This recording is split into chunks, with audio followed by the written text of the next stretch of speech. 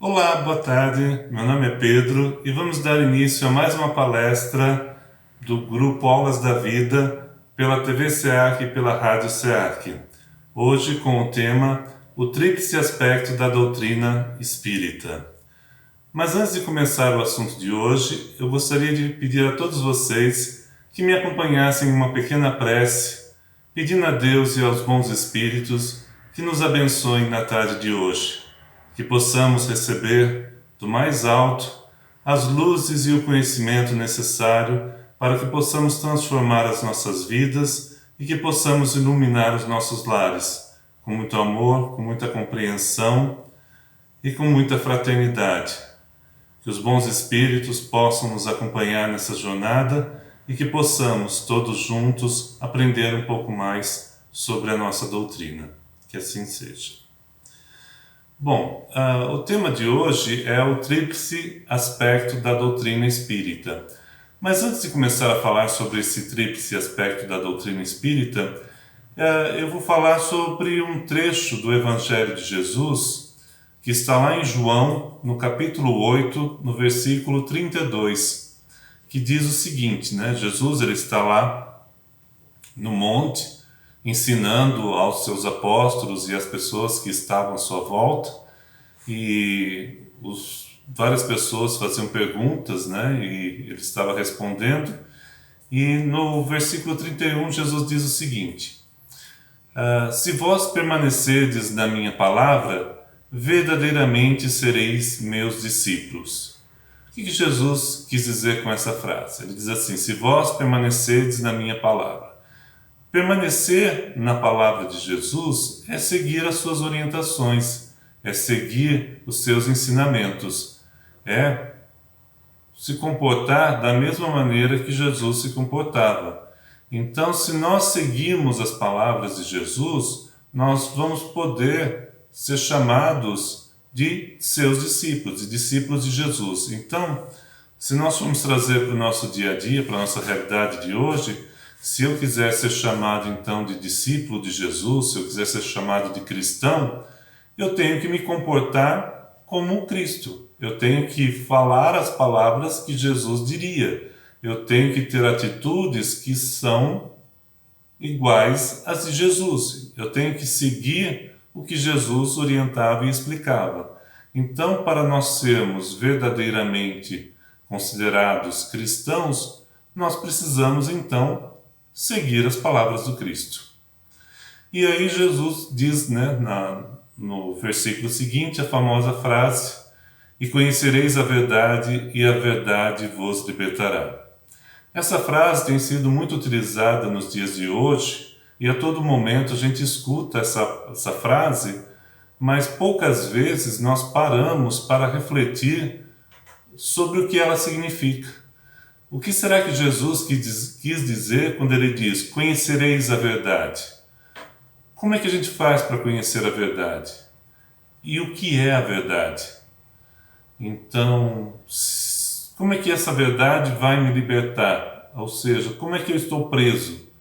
Se nós fizermos todos esses questionamentos e se nós dermos sequência lá na leitura desse capítulo que João escreve, nós vamos verificar que o próprio Cristo explica que a verdade são os seus ensinamentos, são as palavras que ele está explicando e falando para todas as pessoas que estão ali à sua volta.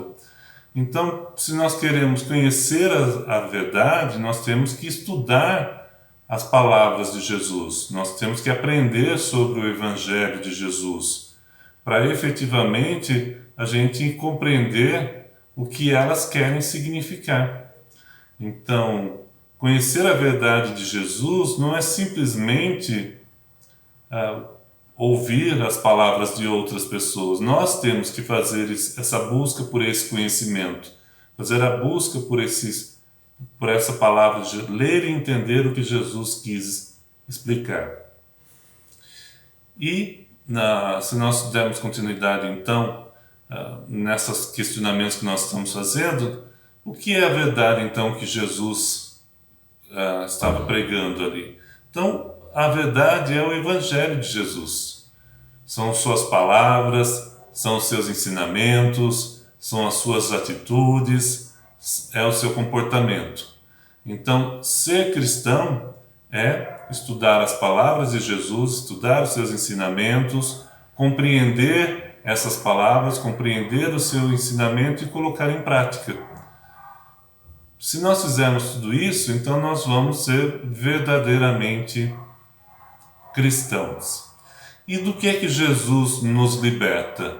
Ele nos liberta da vida material, né? Se nós pensarmos que Jesus ele sofreu martírio, ele sofreu a violência do corpo físico, ele foi espancado, foi crucificado, que todo esse sacrifício de Jesus não deixa dúvida alguma sobre a sua morte, né? Qualquer pessoa que passou por esses sofrimentos que Jesus passou, não teria como não vir a falecer. Só que Jesus ele vem para mostrar que isso que a morte é apenas uma passagem, que a vida real é a vida em espírito, né? Então, quando Jesus volta e ele fala com os seus espíritos, ele mostra as suas feridas, ele mostra as suas chagas, ele pede inclusive para que, né, toquem nas suas feridas para perceber que a vida é a vida do espírito, que não existe a morte, que a morte é apenas, né, algo momentâneo, que é apenas essa passagem. Então nós vamos compreender que Jesus nos liberta da vida material, né, nos liberta desse sofrimento de aguardar pela morte, porque ele nos ensina que existe a vida eterna, que a nossa verdadeira vida é a vida do Espírito, é a vida espiritual.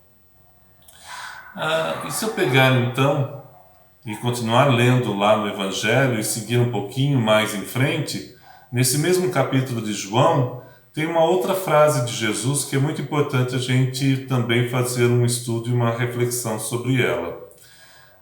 Nessa frase Jesus diz o seguinte: eu sou o caminho, a verdade e a vida. Ninguém vem ao Pai senão por mim. Então, nessa frase, Jesus reafirma mais uma vez que ele é o caminho, né? Jesus é o caminho, ele é o modelo, e é através das palavras de Jesus que nós vamos conhecer então a verdade, né? Porque Jesus diz: eu sou o caminho, a verdade e a vida. Então, ele está dizendo que ele é o modelo a ser seguido e que, seguindo os passos de Jesus, nós vamos encontrar a verdadeira vida, não a vida material, né, a dos bens materiais, mas a vida do Espírito, a vida espiritual. Então, pegando essa frase de Jesus, né, ninguém vai ao Pai senão por mim, ou seja, ninguém vai chegar próximo a Deus se não seguir os passos que Jesus deu. Então ele vai mostrar que, uma vez que nós entendemos o Evangelho de Jesus, nós vamos nos aproximar de Deus. E nos aproximar de Deus é nos aproximar da felicidade, é nos aproximar da perfeição. Então, Jesus é o caminho que nos orienta para que nós possamos ser perfeitos, felizes e estarmos próximos a Deus. Então, por isso, das suas palavras: eu sou o caminho, a verdade e a vida, e ninguém vai ao Pai senão por mim. Então, é através dos ensinamentos de Jesus que nós vamos então fazer as nossas escolhas aqui na vida material e vamos então aperfeiçoar o nosso espírito para que possamos viver em plenitude, viver nessa felicidade que Jesus nos propicia através dos seus ensinamentos e do seu conhecimento. Então, é importante que a gente entenda então as palavras de Jesus. Mas Jesus, ele falava por alegorias, ele falava também por palavras que tinham às vezes interpretação um pouquinho difícil de ser entendida, né? Então, as palavras que Jesus colocava, né, por palavras, alegorias, por simbolismos, muitas vezes não eram compreensíveis aos homens naquela época. E é por isso que muitas vezes, até hoje, as pessoas elas brigam entre si, né, tentando cada um impor a sua compreensão, o seu entendimento do que sejam as palavras de Jesus. Muitas guerras, muitas brigas já foram feitas porque se discute quais são o significado dessas palavras que foram ditas por Jesus. Então, é um problema nosso, dos homens, que não compreendem as palavras de Jesus, né? As palavras dele são claras, são, né, colocadas para chegar ao coração dos homens, mas somos nós que nos equivocamos e trazemos toda essa dificuldade de entender e de seguir as palavras de Jesus. Kardec, ele faz uma pergunta para os espíritos, né? Querendo saber então se Jesus é o nosso modelo, se Jesus é que traz a verdade, então por que essa verdade, né, lá na questão, no Livro dos Espíritos, na questão 628, Kardec pergunta assim: por que a verdade não foi sempre colocada ao alcance de todo mundo? Então, por que esse conhecimento não foi colocado à disposição de todas as pessoas sempre, né? Por que a gente não faz, né? Não tem esse conhecimento de tudo isso que é, né, todos esses ensinamentos de Jesus desde sempre? E os Espíritos nos respondem, é uma resposta longa, mas nós vamos estudá-las por pedacinhos, né? Então, na primeira parte, os Espíritos dizem o seguinte: importa que cada coisa venha a seu tempo. A verdade é como a luz. O homem precisa habituar-se a ela. Pouco a pouco, do contrário, fica deslumbrado. Então, a primeira frase que diz é o seguinte: importa que cada coisa venha a seu tempo. Então, o homem não está preparado para receber todo esse conhecimento de uma única vez, porque não tem maturidade, não tem repertório, não tem conhecimento para entender as palavras de Jesus. É mais ou menos como se nós pegássemos uma criança e pegássemos um livro de química, física, sei lá, qualquer compêndio da universidade e quiséssemos ensinar a uma criança. Ela ainda não tem a maturidade, não tem o repertório para entender a profundidade e a complexidade daquelas ideias. Então, é necessário que o homem também amadureça, né? Por isso que diz, a cada coisa que vem a seu tempo, né? Então, o homem também precisa de um tempo para assimilar e entender esse conhecimento que vem de Jesus. E a verdade é como a luz, o homem precisa habituar-se a ela pouco a pouco, do contrário fica deslumbrado. Eu não diria nem deslumbrado, eu diria cego. É mais ou menos o que acontece quando a gente acorda no meio da noite, acende a luz e, né, você coloca a mão no interruptor, acende, vem aquela claridade que deixa a gente ofuscado, que a gente até coloca a mão no rosto tentando fazer um pouco de sombra, porque aquela luz acaba nos ferindo e nos trazendo um desconforto. Então, muitas vezes, a palavra de Jesus também nos traz um desconforto, porque ela exige uma mudança de comportamento.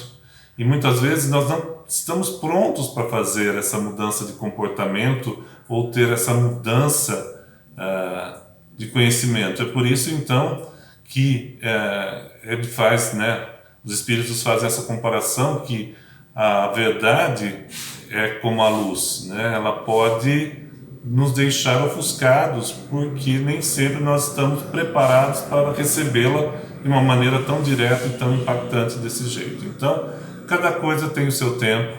O homem, desde o tempo de Jesus, quando ele veio há 2000 anos atrás, até hoje, ele já vem amadurecendo, ele já vem crescendo intelectualmente, em conhecimento, e agora nós estamos crescendo no aspecto moral, no aspecto de entender essas palavras de Jesus e compreender, então, que nós precisamos desse conhecimento, né? O que mais que eu posso falar, né? Que, seguindo aí o que os Espíritos nos explicam, né?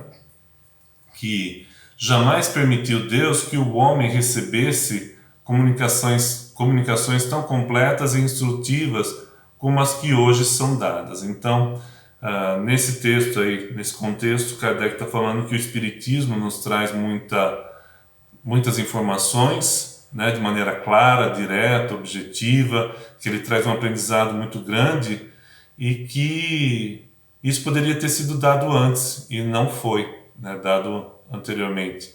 Mas aí os espíritos também explicam que esse conhecimento ele veio pouco a pouco, né? Que se a gente observar os fenômenos, que a gente observar as mensagens, né? Ele diz assim, alguns indivíduos recebiam algumas verdades esparsas dentro de um conjunto equívoco e na maioria dos casos emblemático. Então ele diz que então, dando continuidade ao que os espíritos nos explicam nessa questão, né, questão 628, ele diz assim: jamais permitiu Deus que o homem recebesse comunicações tão completas e instrutivas como as que hoje lhe são dadas. Havia, como sabeis, na antiguidade, alguns indivíduos possuidores do que eles próprios consideravam uma ciência sagrada, e da qual faziam mistério para os que, aos seus olhos, eram tidos como profanos. Então, os espíritos nos dizem que a verdade ela sempre esteve à disposição da humanidade, que ela sempre foi colocada para as pessoas receberem, mas que as próprias pessoas acabavam ocultando essas informações. Então, as informações elas chegavam de maneira às vezes esparsas, de maneira falha, mas elas sempre chegaram, né, até os homens. Então, a verdade sempre esteve ao alcance dos homens, faltava só uma forma mais sistematizada, organizada, de fazer com que essas informações ganhassem sentido. E isso veio através do Espiritismo, né? Então, a doutrina espírita tem esse mérito de ser um estudo sistematizado, organizado, que coloca essas informações de uma maneira mais clara, objetiva, direta e faz com que essas informações que Jesus sempre trouxe até nós, elas pudessem ser melhor compreendidas. Então é nesse sentido que nós podemos entender que as palavras de Jesus elas eram carregadas do conhecimento da época e do repertório que se utilizava na época, e que Jesus muitas vezes usava de palavras, de alegorias, de simbolismos para passar a sua mensagem. E aí o Espiritismo vem trazer essas informações de maneira mais clara, de maneira mais direta e mais objetiva para que os ensinamentos de Jesus possam ser efetivamente aplicados na nossa vida. Então, a doutrina espírita ela traz, além dos ensinamentos, essa parte moral de Jesus, ela traz também alguns aspectos da vida espiritual, trazendo informações que até então estavam aí colocadas de maneira desorganizada, espalhada, como Kardec havia perguntado para os espíritos. Então, o que tudo isso tem a ver então com essa tríplice aspecto da doutrina espírita? É que a doutrina espírita ela tem uma parte que é de filosofia, de ciência e de religião, que ela utiliza para trazer uma melhor compreensão dessas informações sobre a vida espiritual. Então,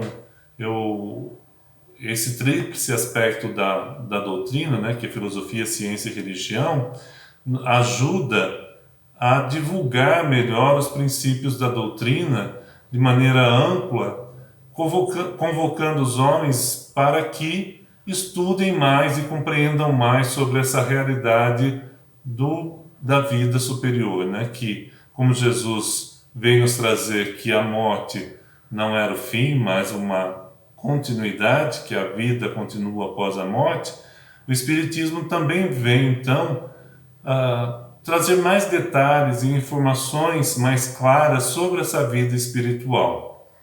Para isso, a gente tem a filosofia, né? Então, a filosofia vem de filo, que significa amor, e sofia, que significa sabedoria. Então, a filosofia significa amor pela sabedoria. A filosofia é essa busca incessante pelo verdadeiro conhecimento. Então, a filosofia nos ajuda a entender as grandes perguntas e as grandes questões que envolvem o ser humano. Então, Quando eu pergunto quem sou eu, para onde vou, por que estou aqui, o que vai acontecer comigo, eu estou filosofando, eu estou buscando um conhecimento, eu quero trazer uma melhor compreensão sobre a minha realidade. E a filosofia, como ela é uma forma de pensamento organizado, conceitual e que tem a própria capacidade e que tem a capacidade de movimentar o próprio pensamento por meio da identificação e formulação de problemas. Então, a filosofia ajuda a compreender porque ela vai formular problemas, ela vai formular questões, né? Então, a filosofia ela é problematizadora, evitando fornecer respostas prontas para as questões levantadas e criando novas questões.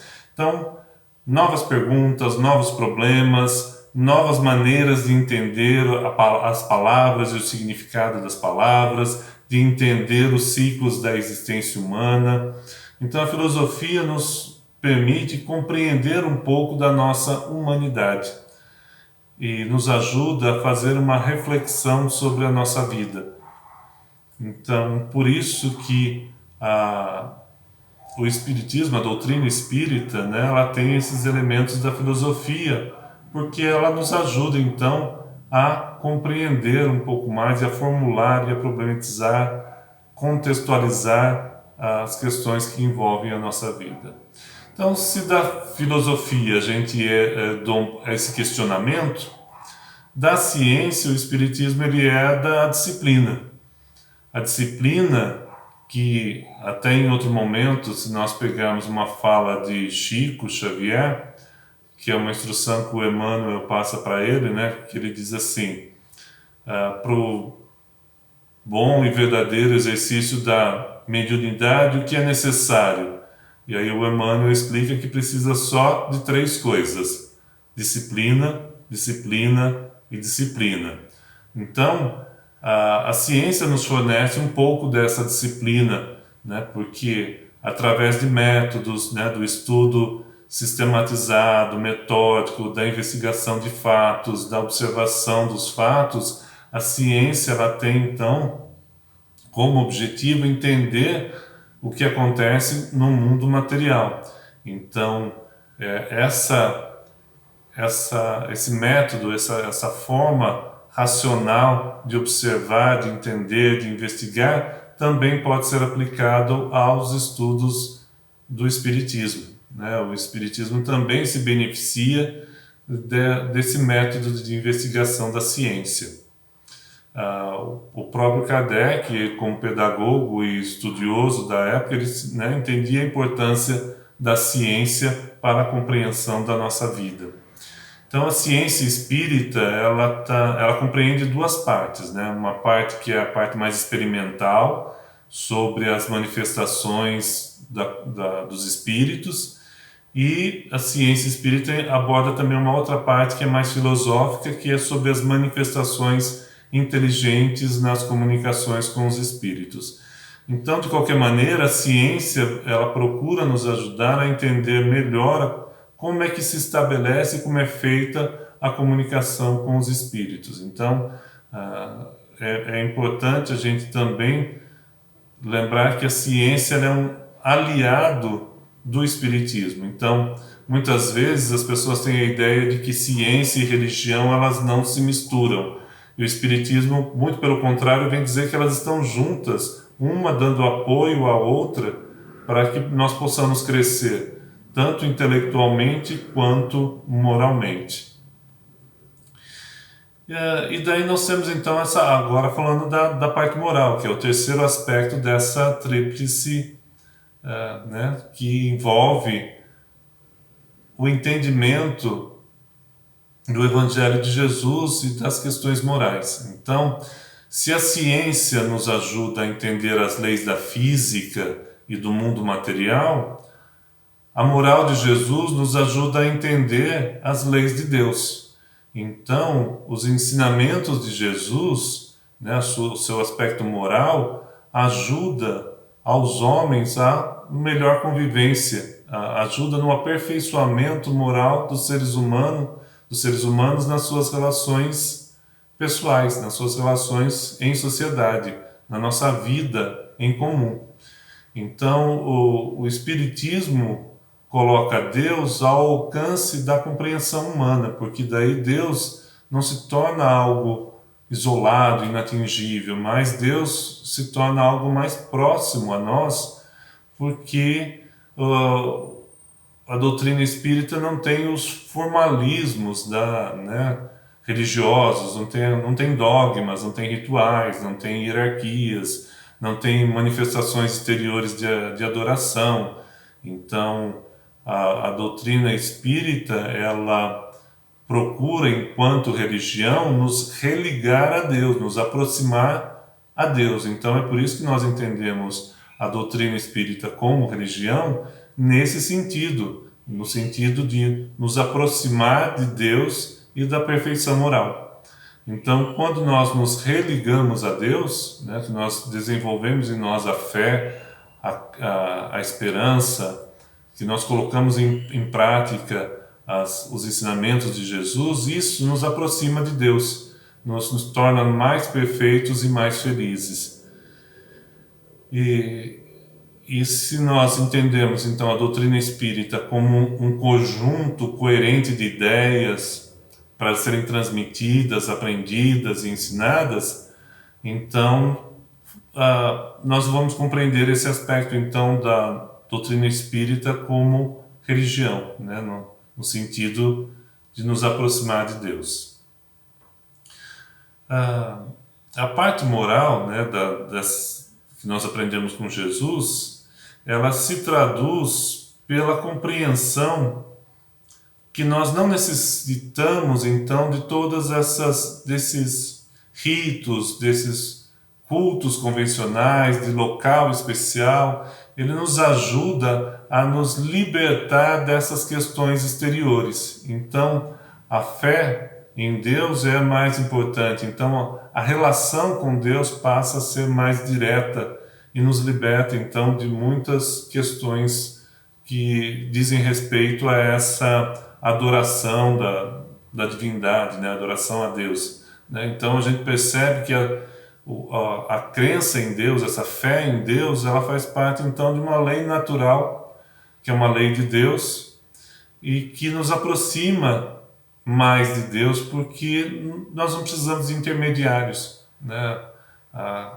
A nossa fé, ela pode se manifestar diretamente, então, com essa proximidade que nós temos com Deus. Então, no aspecto moral, Jesus é a bússola, é o caminho, é a orientação que nos faz mais próximos a Deus. Então, se nós entendermos isso, nós vamos então nos focar no nosso aperfeiçoamento enquanto seres humanos, enquanto espírito. Nós vamos procurar entender os nossos sentimentos e nós vamos buscar aperfeiçoar principalmente os nossos sentimentos, que são os melhores. Então nós vamos ser mais amorosos, mais compreensivos, mais tolerantes, mais respeitosos. Jesus, ele resume em apenas 2 leis, amar a Deus e amar ao próximo, para que a gente possa aperfeiçoar ao nosso espírito. Porque se eu amo a Deus, eu vou sempre procurar fazer o meu melhor, eu vou colocar meu amor em tudo que eu faço. E se eu amo ao meu próximo, eu não vou fazer ao meu próximo o que eu não gostaria que fosse feito para mim. Então eu não vou roubar, matar, enganar, tripudiar, eu não vou, de qualquer maneira, procurar fazer coisas que eu não gostaria que fossem feitas para mim. Então, veja como, por essas simples palavras de Jesus, elas nos orientam a nossa perfeição moral com muita propriedade, porque nós colocamos, então, o amor a Deus e o amor ao próximo como máximas para a nossa vida, que nos ajudam, então, a compreender o seu Evangelho, e por todos os ensinamentos que Jesus colocou. Eu gostaria de encerrar a minha palestra de hoje trazendo uma mensagem que está lá no Livro dos Espíritos, no prefácio que foi feito pelos Espíritos, eles chamam de prolegômenos, que é o prefácio que é feito pelos Espíritos, né? E lá ele tem a seguinte mensagem: não te deixes desanimar pela crítica. Encontrarás opositores obstinados, sobretudo entre as pessoas interessadas nos abusos. Você irá encontrá-los mesmo entre os espíritos, porque os que ainda não estão completamente desmaterializados procuram, frequentemente, semear a dúvida por malícia ou por ignorância. Mas prossegue sempre. Crê em Deus e caminha com confiança. Aqui estaremos para te amparar e está próximo um tempo em que a verdade brilhará de todos os lados. Então, a gente não se deve deixar levar pelas opiniões e pelas críticas das outras pessoas, tanto encarnadas quanto desencarnadas, que sempre vai ter pessoas que, ao invés de nos ajudar, vai procurar ou por malícia ou por ignorância, ou seja, porque não conhecem outra maneira de viver ou não conhecem outra maneira de se relacionar com as pessoas, que vão procurar nos prejudicar. Então, sempre vai ter pessoas que vão querer, de alguma maneira, ou por ignorância ou porque assim o desejam, elas vão procurar fazer com que a gente erre, com que a gente saia do nosso caminho. Mas nós temos que ter fé em Deus, nós temos que ter confiança de que Jesus é o nosso modelo e a nossa segurança. E se nós nos ampararmos em Jesus, nós vamos perceber que logo toda a humanidade vai estar junto com a gente. Então a verdade, que é o ensinamento de Jesus, vai se espalhar por toda a Terra e todo o planeta vai se renovar e todos nós viveremos em paz e em felicidade. Então, essa fé e essa esperança em Deus e em Jesus é que nos traz o alívio e a fé para que possamos seguir em frente e podermos ter a certeza de que dias melhores virão e que, como o Chico já disse, que tudo passa. E tendo essa fé em Deus, tudo passa e caminha para o melhor, porque nós caminhamos para a nossa perfeição. E o Espiritismo, nesse tríplice aspecto, ele nos traz então a compreensão de que depende de nós fazer um estudo, fazer uma reflexão e principalmente em compreender as palavras de Jesus, os ensinamentos de Jesus, para que possamos ter uma vida plena de alegria, de paz, de felicidade. E que eu desejo a todos vocês que participaram dessa nossa pequena reunião, que possam trazer um pouquinho desses ensinamentos de Jesus para a sua vida, para que ela possa se iluminar e seguir plenos de luz. Que Deus nos ampare nesse propósito hoje e sempre. Obrigado a todos pela atenção e tenham todos uma ótima tarde. Muito obrigado.